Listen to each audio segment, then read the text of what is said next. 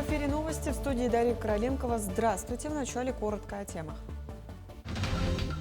Правительство Якутии отчиталось перед жителями Мегино-Кангаласского улуса. Рабочие группы под руководством министра экономики посетили 31 наследие. Сегодня в преддверии Дня защитника Отечества глава республики вручил награду участникам специальной военной операции и волонтерам. В многофункциональном центре Алекминское отделение организовало празднование Масленицы. Узнаем, кого успели угостить блинами. На территории Якутии введен особый противопожарный режим. Мера связана с неутешительной статистикой. С начала года в республике зарегистрировали 201 пожар, в результате которых погибли 21 человек. В районах работают над усилением профилактических мероприятий. Хорошо зарекомендовала себя акция «Предотврати пожар, установи АДПИ». Автономные дымовые извещатели бесплатно монтируют в домах многодетных семей, ветеранов, инвалидов. Результаты ощутимы в Абыйском, Верхнеколымском, Мегино-Кангаласском и Среднеколымском районах. Больше 90% льготных категорий обеспечены АДПИ. Профилактика пожара включает это информирование, обучение населения. И у нас на территории республики действует очень хорошая социальная акция «Предупреди пожар, установи АДПИ». И, пользуясь случаем, я хочу обратиться к жителям республики. Установите эти извещатели. Извещатель в ночное время – это очень нужная вещь. И я считаю, это во всех жилых домах должны быть установлены в целях безопасности населения. Правительство Якутии отчиталось перед жителями Мегино-Кангаласского улуса. С 17 по 20 февраля рабочие группы под руководством министра экономики Петра Попова посетили 31 наследие Мегино-Кангаласского улуса. Главная цель поездки – представить итоги работы за прошлый год и собрать прямую обратную связь от населения. Жители активно вносили предложения по улучшению жизни на селе и задавали вопросы как местного, так и стратегического значения. Все поступившие инициативы включены в итоговый протоколы станут основой для дальнейшей работы правительства по развитию района. На отчете в общем приняли участие свыше 2000 человек. Традиционно поступили вопросы, связанные с агропромышленным комплексом, с жилищно-коммунальным хозяйством и, конечно же, связанные со строительством социальных объектов. Все поступившие вопросы будут оформлены в сводном протоколе, и в течение 2026 года будет проводиться работа по исполнению поступивших вопросов от населения Мегино-Кангаласского района.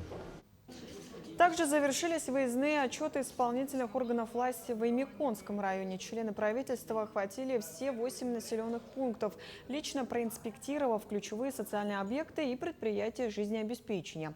На встречах с населением были подробно обсуждены наиболее острые вопросы: состояние дорожной инфраструктуры, работа очистных сооружений, темпы строительства жилья и меры поддержки сельхозтоваропроизводителей. По всем поднятым темам жители получили необходимые разъяснения, а предложения северян будут учтены в дальнейшей работе. Мы 17 числа провели на уровне первого заместителя председателя правительства Республики Дюса Анатольевича Борисова совещание с недропользователями Оймяконского района. Также участвовали в совещании ресурсоснабжающих предприятий. И запланировали большую работу по модернизации электрических сетей. И в целом должны пересмотреть, так скажем, энергетический каркас Оймяконского района. Также обсуждали вопросы по реконструкции и строительству дорог. Ну, планы есть. Мы совместно с недропользователями эту работу будем проводить и продолжать. В преддверии Дня защитника Отечества глава республики вручил награду участникам специальной военной операции и волонтерам. На церемонии побывала и наша съемочная группа. Отвага и самоотверженность – качества, которые, кажется, с молоком матери впитывают мужчины народа Саха. Потому о подвигах военнослужащих из Якутии знают на всем земном шаре. Подтверждает это и сам Владимир Путин. Якутия вообще хорошо развивается, активно развивается. Но и бойцов нам на линию боевого соприкосновения дает таких, которых поискать во всем мире, наверное, нет. А сегодня президент поблагодарил наших земляков наградами. Указом Путина медали за отвагу присвоены 5 якутянам. Получали их доблестные военные из рук главы республики Айсена Николаева. Я горячо и сердечно поздравляю всех вас отмечающим Днем защитника Отечества, сегодня наша страна борется за свою свободу, за свой завтрашний день, за будущее Александра Семенина.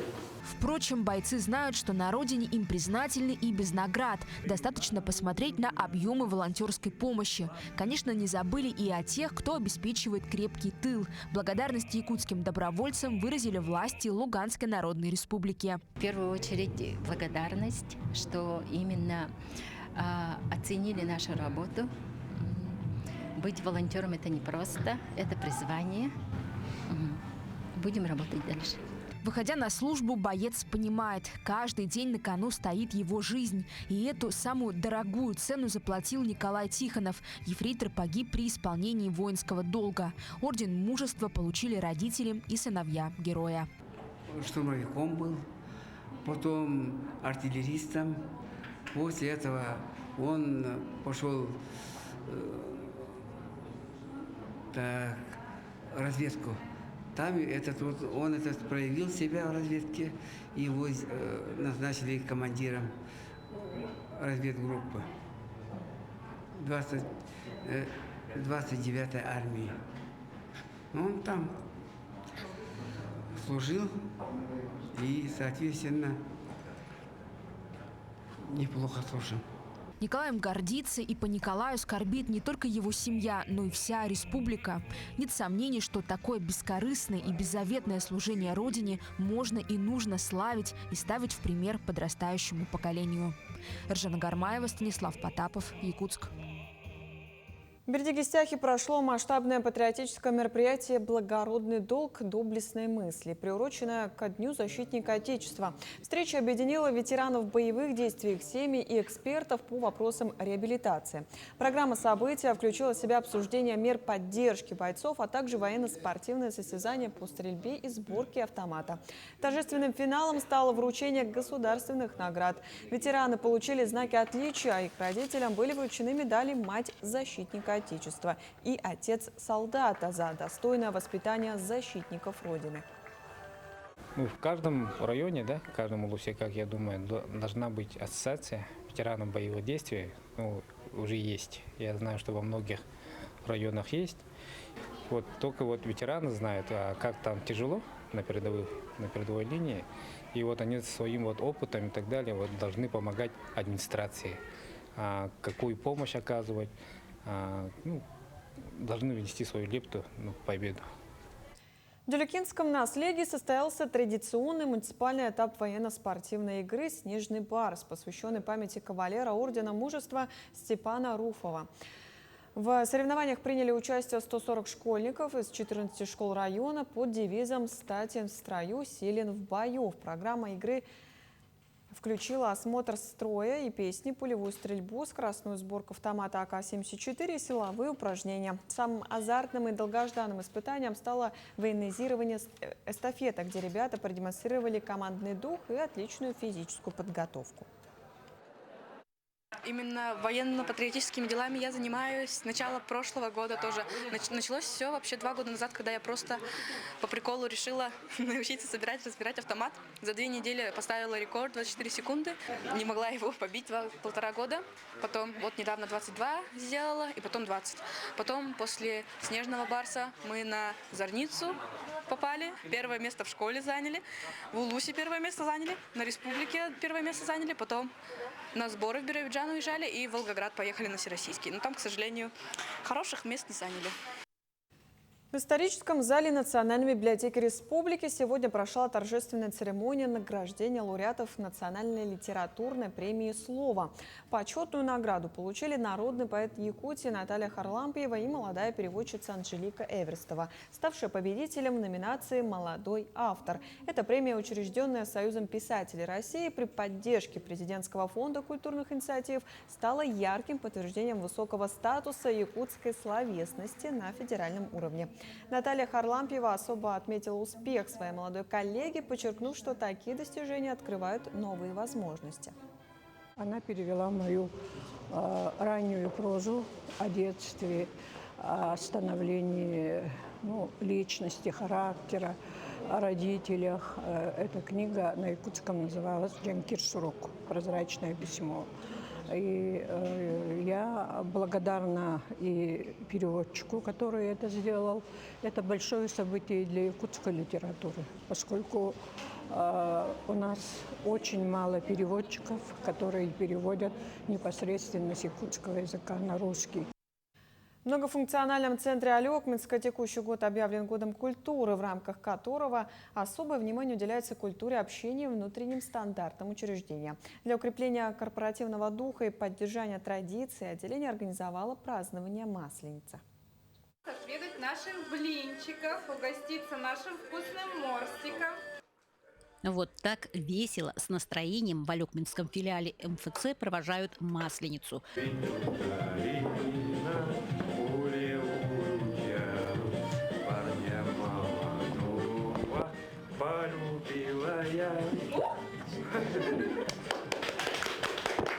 К слову, также ярко и встречали. В этом году мы также решили тоже провести мероприятие, приуроченное к Масленице.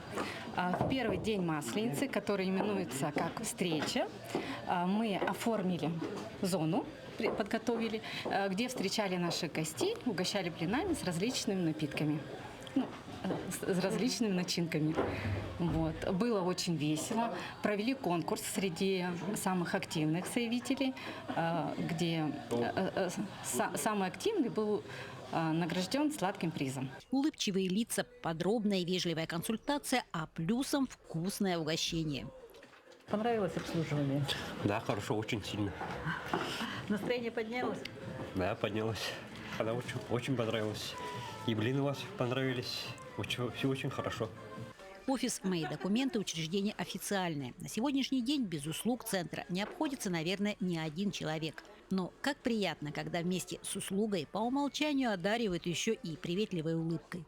Градус настроения растет на глазах. Очень понравилось, все так празднично, атмосфера такая хорошая у них. Попробовали? Да, очень вкусно. И морсик очень вкусный, вообще, сладкий. Это строгое такое официальное учреждение, насколько это поднимает настроение? Ну, это очень здорово, на мой взгляд, когда ты приходишь сдавать документы и вот такое вот. Подарить радость просто. Не выходя за рамки служебного долга, сделать так, чтобы люди приходили сюда с удовольствием. Я сразу прямо сюда вот посмотрела, когда зашла, и думаю, будет работать, не будет работать. Поднимает настроение? Конечно. Так бы почаще было бы. От Алекминского МФЦ всех с Масленицей.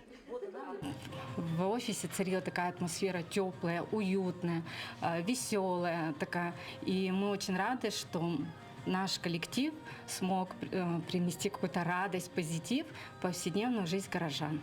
Елена Фаст, Максим Копылов, Алекминск. К этому часу это все актуальные новости. До встречи в эфире.